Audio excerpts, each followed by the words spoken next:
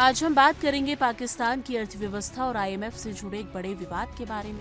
खबरों के मुताबिक पाकिस्तान को अंतर्राष्ट्रीय मुद्रा कोष यानी कि आईएमएफ ने बड़ा झटका दिया है। आईएमएफ ने पाकिस्तान को $7 अरब के लोन कार्यक्रम की चौथी किश्त रोक दी है।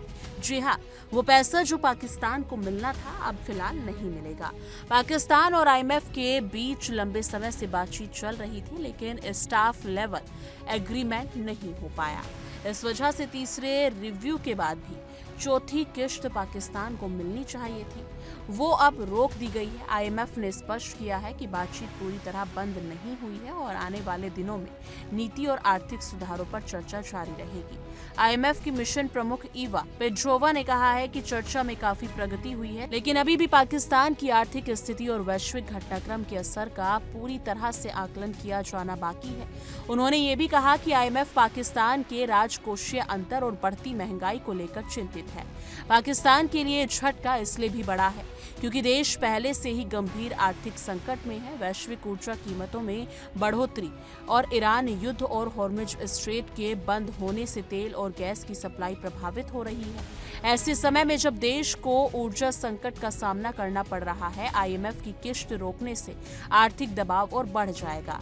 पाकिस्तान की वर्तमान सरकार यानी कि शहबाज शरीफ सरकार आर्थिक विकास को तेज करने की योजना बना रही थी, लेकिन आईएमएफ ने साफ कर दिया है कि पाकिस्तान अभी ऊर्जा यानी कि उच्च आर्थिक विकास को सहन करने की स्थिति में नहीं है। देश को खाने पीने की चीजों के लिए भी बाहरी मदद पर निर्भर रहना पड़ता है। पिछले साल पाकिस्तान ने लगभग $891 मिलियन की दालें और $3.7 अरब का खाना तेल आयात किया था। ऐसे में अगर आईएमएफ से लोन नहीं आता है तो देश में महंगाई और आर्थिक कठिनाइयां और भी बढ़ सकती हैं। वहीं वित्त मंत्रालय का कहना है कि फिलहाल युद्ध के चलते महंगाई को नियंत्रित में रखा गया है, लेकिन लंबी अवधि तक चलने वाले संघर्ष के चलते ईंधन की बढ़ती कीमतें महंगाई पर दबाव डाल सकती हैं। दोस्तों, ये खबर सिर्फ पाकिस्तान की आर्थिक स्थिति की नहीं है, बल्कि पूरे क्षेत्र में स्थिरता पर असर डाल सकती है। अगर पड़ोसी देश आर्थिक संकट में है तो इसका असर व्यापार, ऊर्जा और निवेश के क्षेत्र में भारत सहित बाकी के देशों पर भी पड़ सकता है। आईएमएफ ने यह भी साफ किया है कि पाकिस्तान के साथ बातचीत जारी रहेगी ताकि स्टाफ लेवल समझौता किया जा सके और लोन की किश्त जारी हो सके।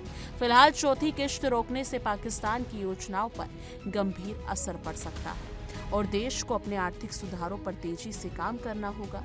तो ये थी आज की बड़ी खबर। आईएमएफ और पाकिस्तान की बातचीत आगे भी जारी रहेगी, लेकिन फिलहाल पैसा नहीं मिलेगा। ये देखना अब दिलचस्प होगा कि पाकिस्तान अपनी आर्थिक नीतियों में सुधार करके आईएमएफ की शर्तों को कब तक पूरा करता है और देश को वित्तीय संकट से बाहर निकाल पाता है या नहीं।